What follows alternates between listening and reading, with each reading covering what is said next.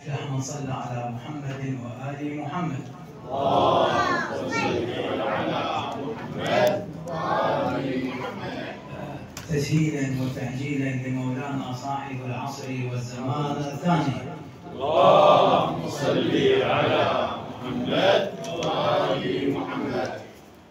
أعوذ بالله من الشيطان الرجيم.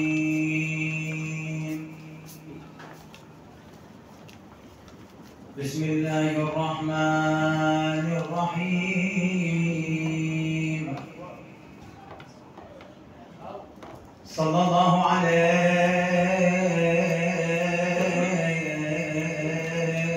يا رسول الله وعلى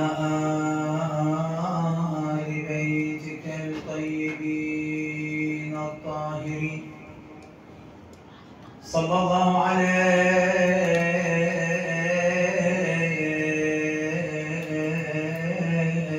يا أبا عبد الله يا غريب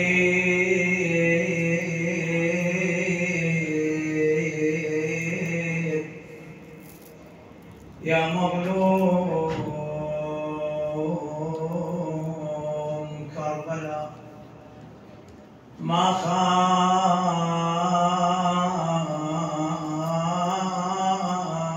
من تمسك بكم وأمن من لجئ إلى حصنكم. فيا ليتنا كنا معكم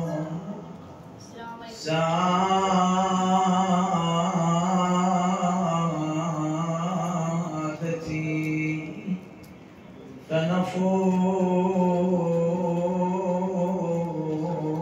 فنفوز فوزا عظيما. مما نقل عن المعصوم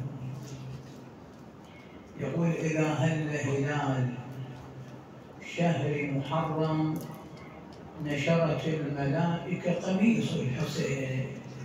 تصور قميص الحسين ممزق من آثار السيوف والرماح، مخضب بدماء الحسين، فنراه نحن وشيعتنا بعين البصيرة والبصر.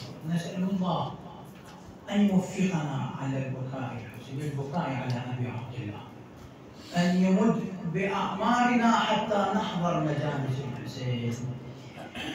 الحمد لله وصل عاشور وامتد العمر بيه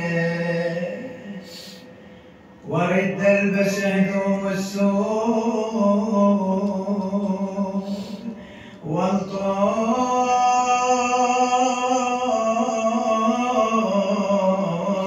والطوم بالحسينية. أنا أحسب وعد أيام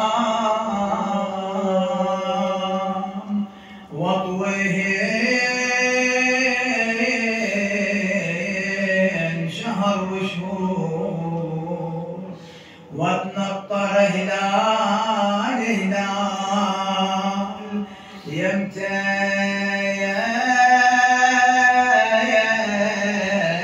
يهل عاشور ونوح صاب ابو السجاد والذكار نعاويه. الحمد لله وصل عاشور وانا بهالسنه موجود. نسال الله حسن العاقبه وان يوفقنا وان يمد في اعمارنا وان يجعلنا من الباكين على الحسين ببركه محمد وآل محمد. اللهم صل على محمد وآل محمد. قال إمامنا أبي عبد الله الصادق سلام الله عليه: أحيوا أمرنا ورحم الله من أحيا أمرنا. صدق إمامنا الصادق عليه السلام. إخواني أحبابي أعزائي، من الأمور التي تمتاز بها المدرسة الإسلامية، يعني الدين الإسلامي يمتاز بميزات، هذه الميزات ما متوفرة وما موجودة في بقية الديانات. يعني عندما نرجع إلى المصدر الأساسي، المصدر التشريعي الأول في الدين الإسلامي وهو القرآن الكريم، نجد بأن الكثير من الآيات القرآنية تشير وتحث المجتمع المسلم وقارئ القرآن إلى التأمل، إلى التدبر، إلى التفكر، إلى التعقل.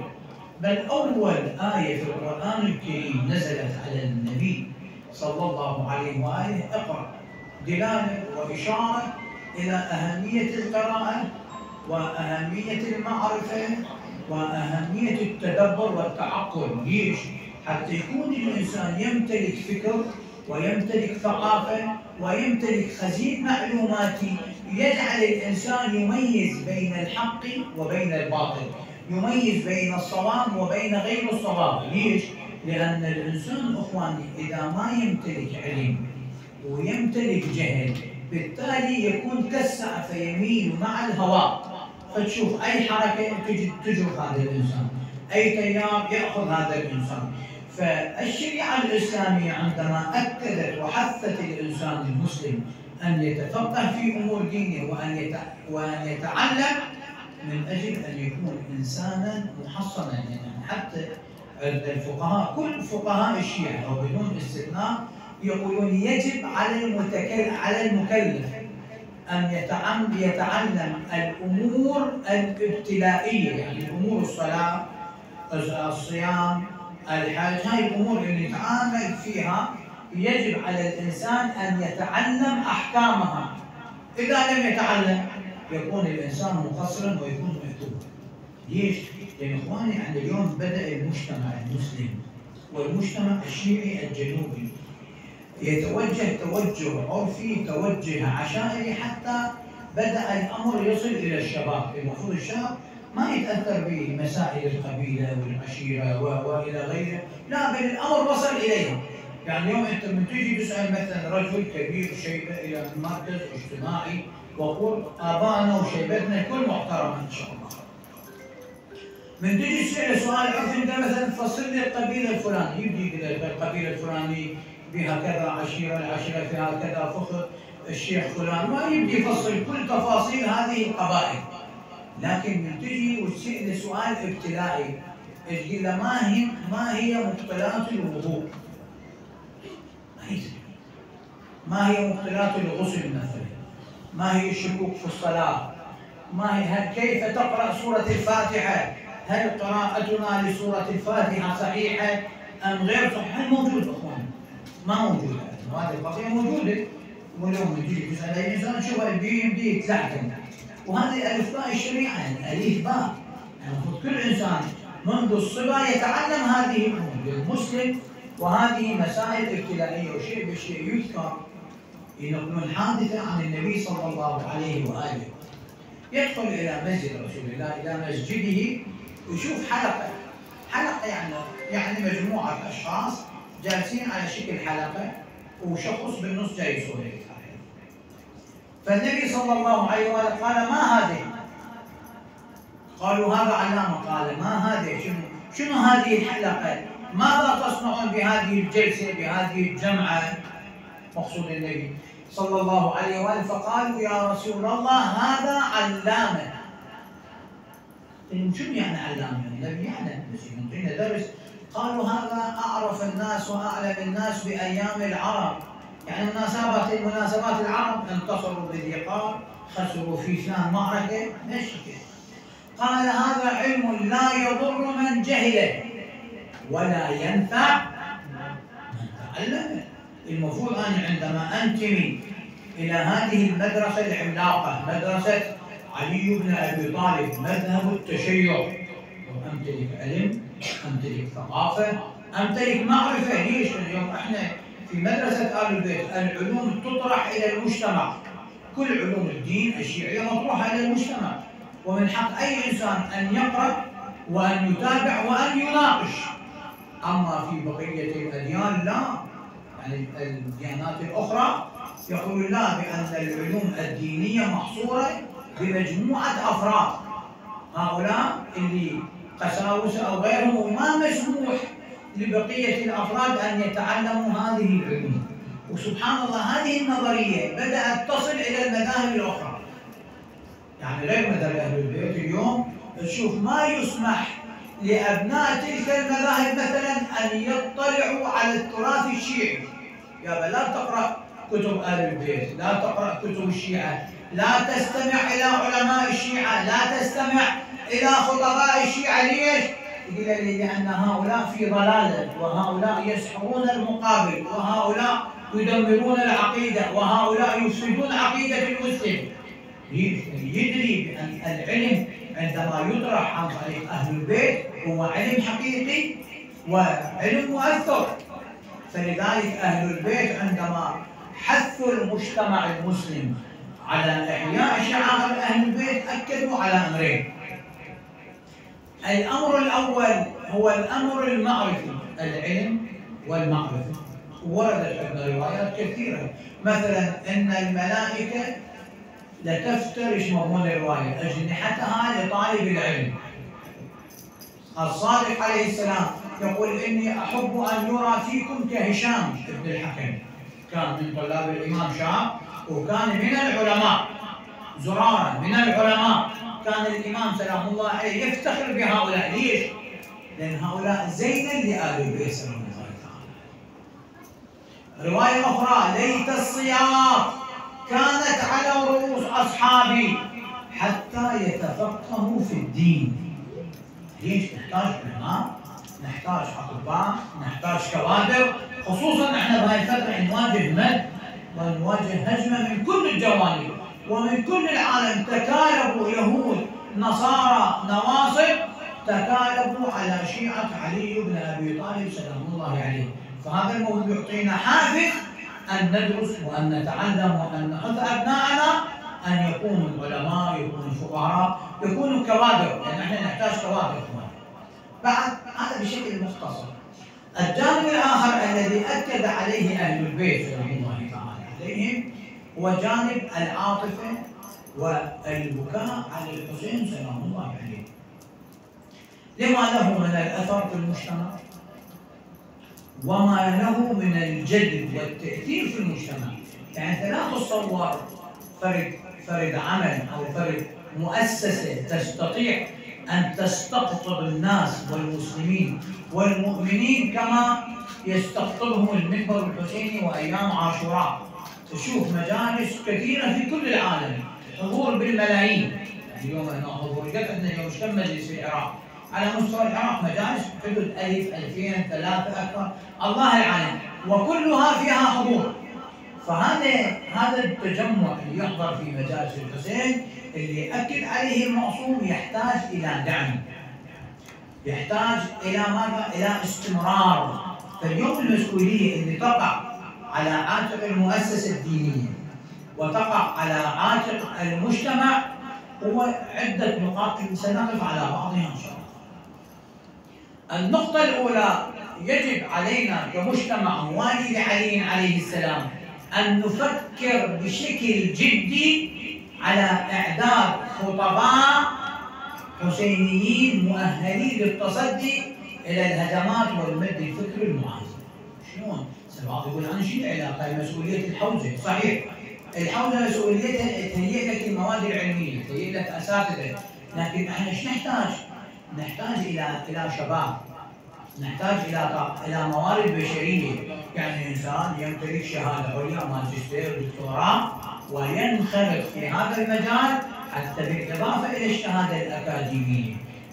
عندما يتعلم العلوم الدينية ويتعلم فن الخطابة شو يكون عندنا خطيب مؤهل ويدعو المجتمع إلى العلم والمعرفة ويقرب الناس من الإسلام ويقرب الناس من مذهب آل البيت، وأن نؤسس لمؤسسات حقيقية أكاديمية. أولاً نؤسس معاهد في تعليم فن الخطابة.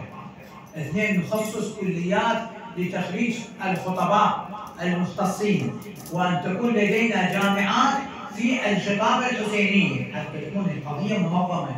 لأن أنت تدري قضية الحسين سلام الله عليه وهذا الحضور الجماهيري لو كان في دين آخر لوجدنا عشرات أو مئات الجامعات تدرس فن الخطابة الحسيني وتدرس قضية الحسين لما لها من تأثير اجتماعي كبير جدا في المجتمع وعلى المجتمع. هذا الأمر الأول.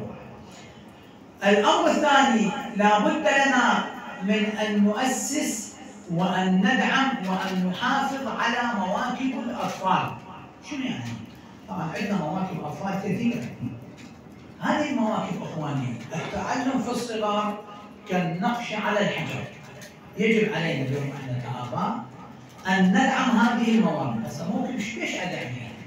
ممكن أجيب صندوق بسعر صح؟ ممكن أعطي 2000 دينار أجيب كيكات وأوزعها للأطفال. ممكن أسلم أجي أقعد يمن، ما في مشكلة. هل فيها أجر وفيها ثواب وفيها دعم، لأن هؤلاء عندما يتعلم على خدمة الحسين سلام الله عليه عندما يشوف ايش ضمننا في المستقبل؟ نضمن بأن في المستقبل ستكون هنالك مجالس، ونضمن بأن سيكون هنالك جيل حسيني.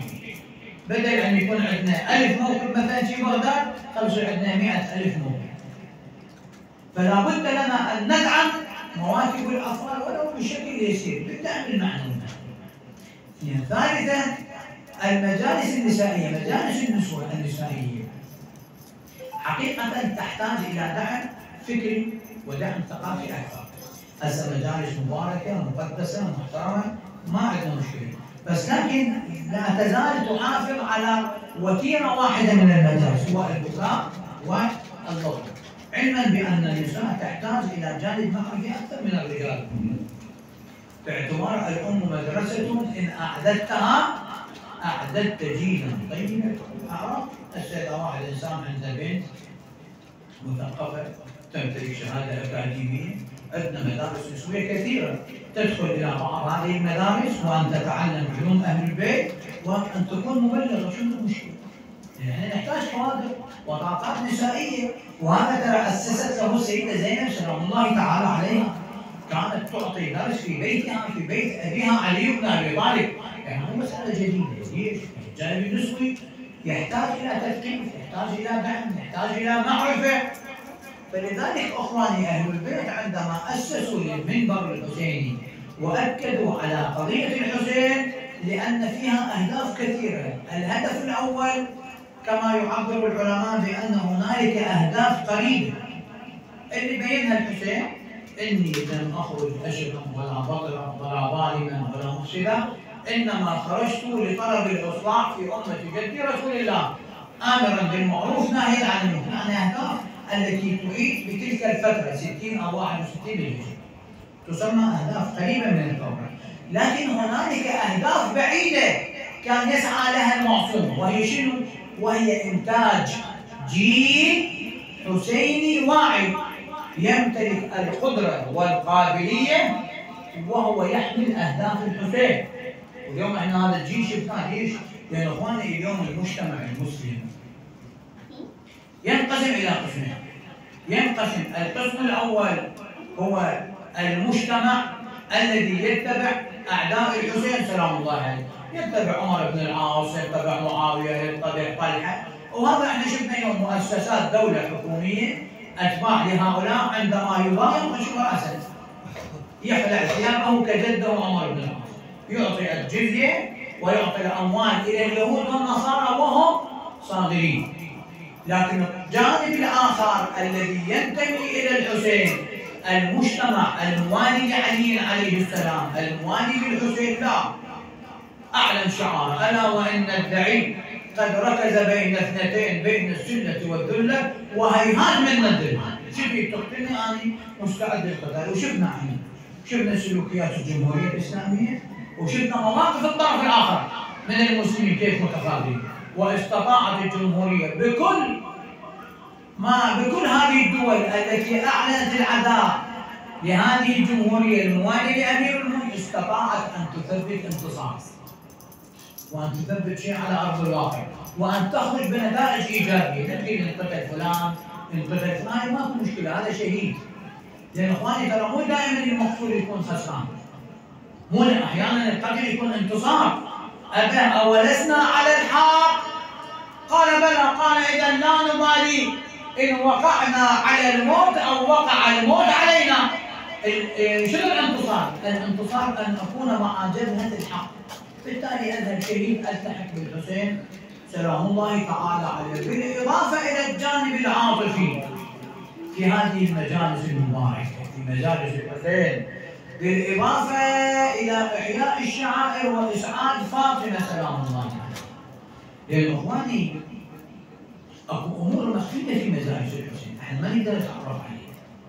ينقلون عن الإمام أبي عبد الله الصادق سلام الله عليه، كان في مجالس الحسين كان يجلس في الباب، في باب المجلس، يسألونه يقولون لماذا يا أبا عبد الله أنت إمام خوف الموت في صدر الديوان، صدر الخطيب، صح ولا لا؟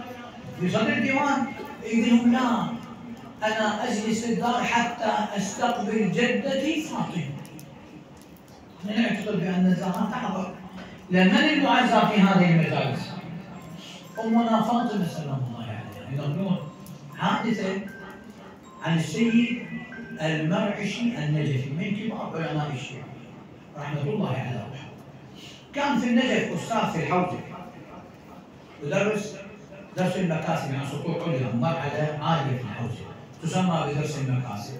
رجل شيب عالم من العلماء، إمامة سوداء، كان يوصي طلابه يقول لا تترك مجلس الحسين خالي، أما أن تكون خطيبا، وإذا ما تمتلك قدرة أن تكون خطيب كن خادم للحسين، أحضر في مجالس الحسين.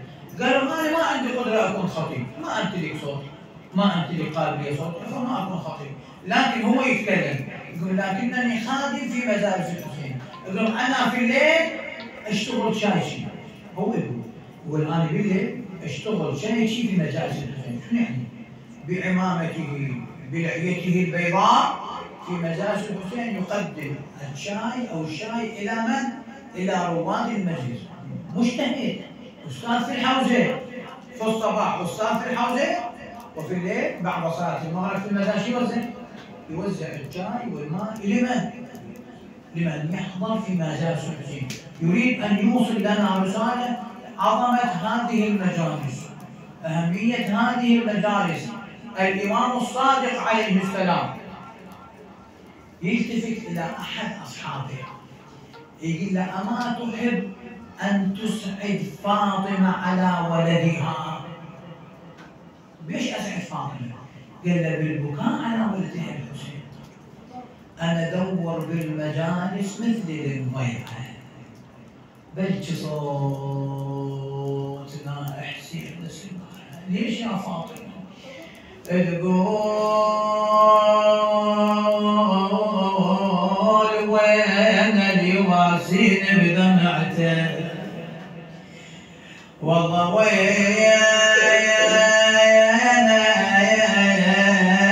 اللي واسيني بدمعته، بدمعته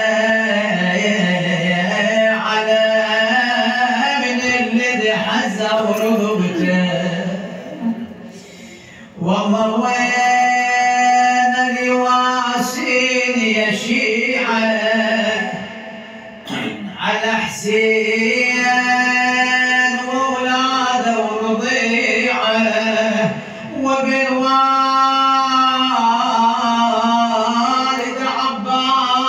عباس، والله عين الطليعة على المشرع شفوفه قطيعه. أنا الوالد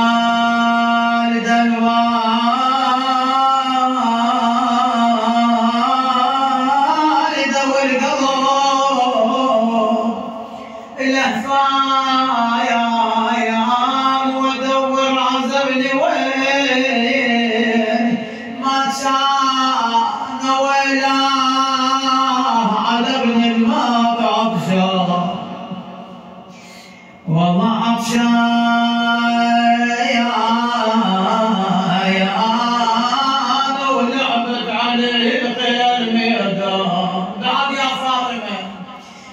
ويلا يا على ابن الله حضرته ولا غسلت جسمه ولا دفنته ولا دفنته ولا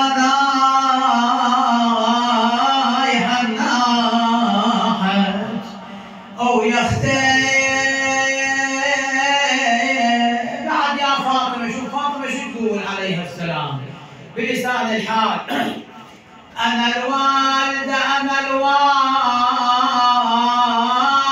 اليسرة وبتها والله بتها وطول الدهر وطول الوقت ما فارجتها يضربونها وتشقق شفتها والله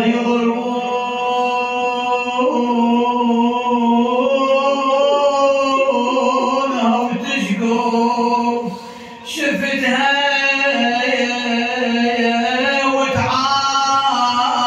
وتعاتب حسين سمعتها تقول لاخويا يا ابو علي انا زينب يا اخويا اللي جبتها ولا الشام دولبها وقتها والله انا زينب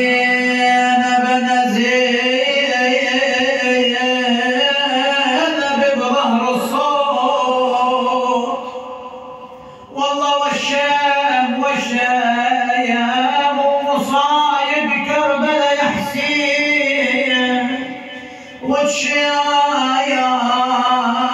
وعلى راسك همت يا حسين والله والشيم عزيزة قلبك وما تترقيه يا عزيزة قلبك وما